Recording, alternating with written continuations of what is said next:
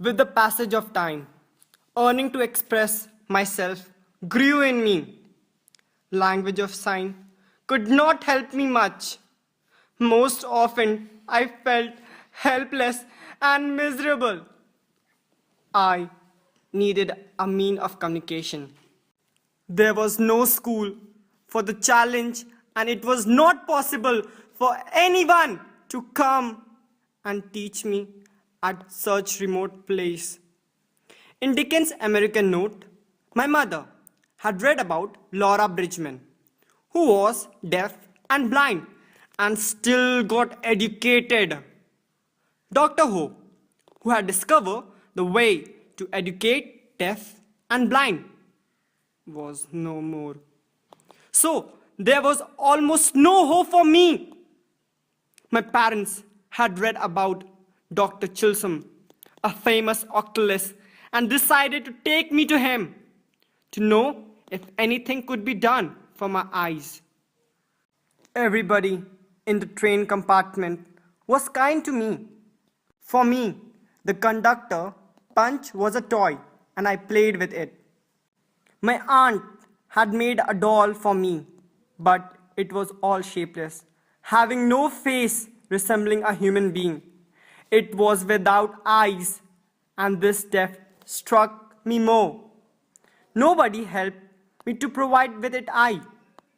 This way, the fate of the doll and me was the same. I felt restless. I found my aunt's cape, which was trimmed with large beads. I pulled 2 beads off and indicated to my aunt that I wanted her to sew them on my doll. It was done readily. My joy knew to no bounds.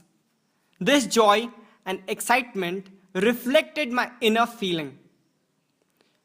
I too wanted to have eyes to see this world. My family reached Baltimore, but Dr. Chisholm could not do anything for me. He advised my father to consult Dr. Alexander Graham Bell of Washington, who could tell them about a proper and a suitable school to educate me.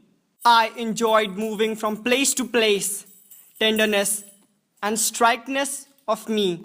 I could not imagine that interview would be the door through which I could pass from the darkness into the light, from isolation to friendship, companionship, knowledge, and love. On Dr. Bell's advice, my father wrote to Mr. Angus, director of the Perkin Institute in Boston, asked him if he had a teacher competent enough to educate a deaf and a blind child. Mr. Angus replied in a positive. My happiness knew no bounds. I felt myself as a chosen soul. I saw the light across the tunnel. I heard a voice which said, knowledge is love, and light and vision. Miss Sullivan, my teacher, arrived on March 3, 1887, and at that time I was 6 years and 9 months old. On that eventful day, I stood on the porch, expectant.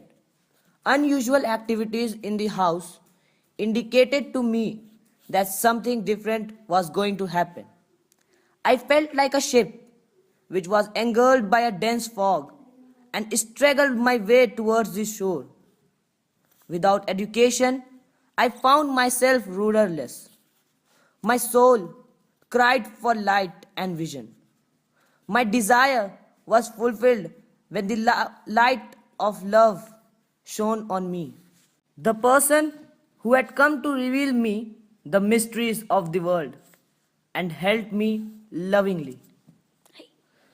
Miss Sullivan gave me a doll sent by the blind children at the Perkins Institution.